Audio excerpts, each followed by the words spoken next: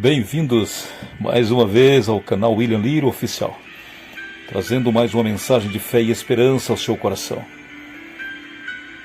Quero dar uma sequência aqui sobre o assunto de perdão.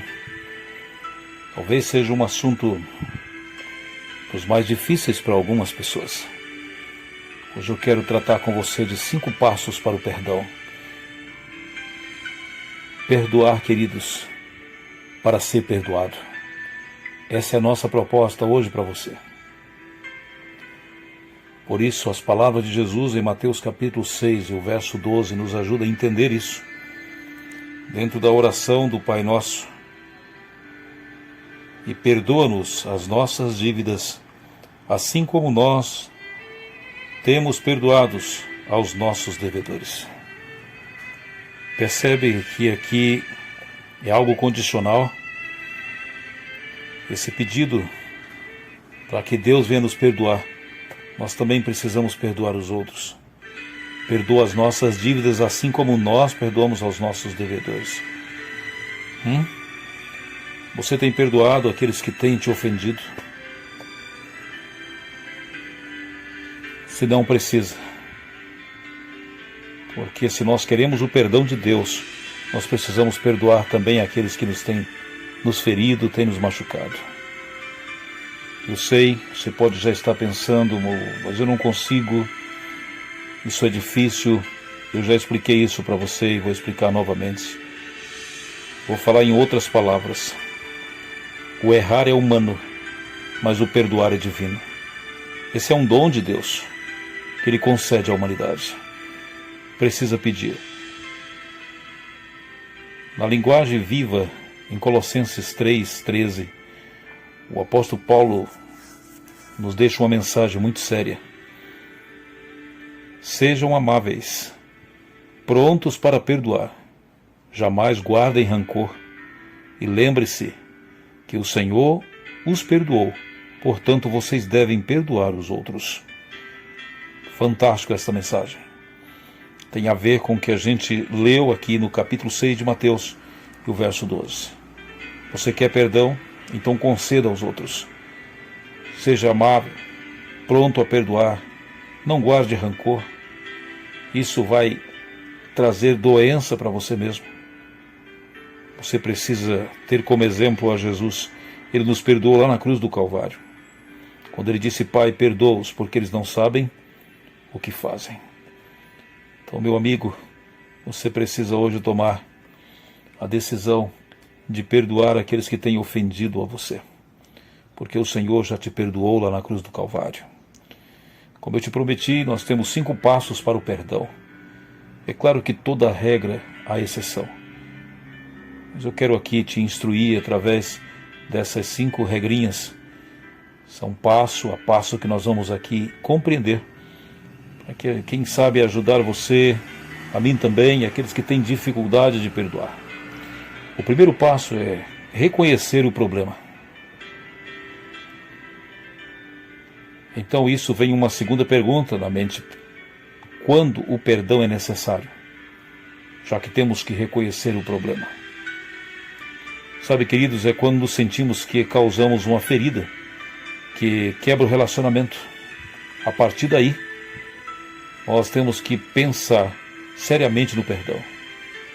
É quando nós nos pegamos desejando mal aos outros.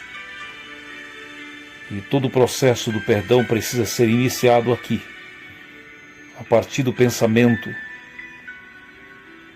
negativo em relação a alguma pessoa. Sabe, a primeira maneira de falsificar o perdão é acreditar que você não tem culpa. Então, se você não reconhece o problema, fica difícil.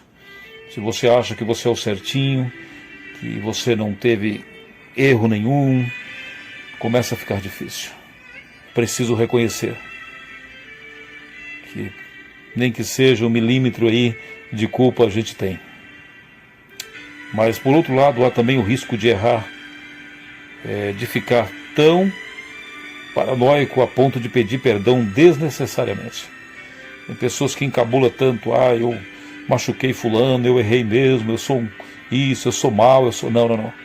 Existe então aí essa preocupação de ter os dois extremos, achar que não tem nenhuma culpa e também, por outro lado, ficar pedindo perdão desnecessariamente, achando que é o único culpado.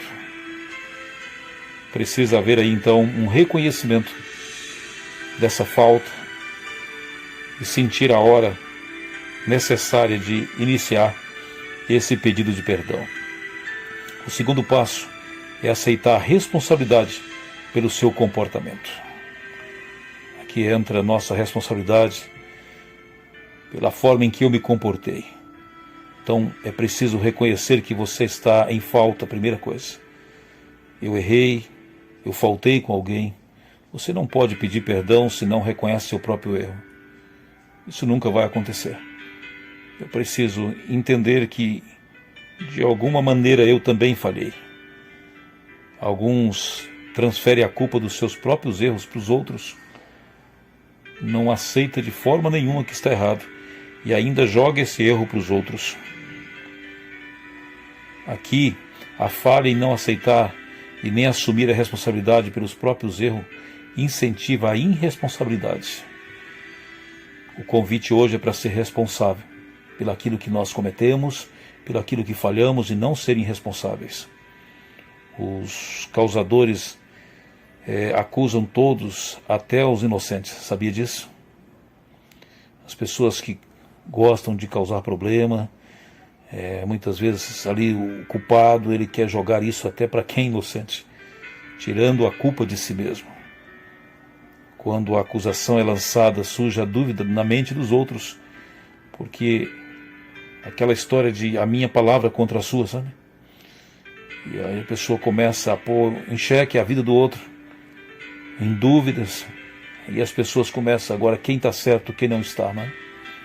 E aí vem aquela famosa pergunta, em quem eu devo acreditar? Então, aqui o seu caráter é questionado nessa hora. Você pode até ser uma pessoa legal, até ali você tem feito tudo certinho, mas quando alguém parte a acusar desta forma, daqui a pouco fica complicado para os que estão ao seu redor entender se você está certo ou não. Você não deve tolerar esse espírito em você mesmo, para começar. Admita seus erros e não acuse os outros. Os grandes seres humanos são aqueles que assumem seus próprios erros. Legal isso, não? Os grandes seres humanos são aqueles que assumem os seus próprios erros. Você tem assumido, isso é responsabilidade. Você está de parabéns se você faz assim. Um terceiro passo importante aqui é ter uma atitude de perdão e arrependimento. Tem uma palavrinha em nosso meio, a gente diz assim, desculpe-me. Essa palavra para alguns parece ser mágica, né?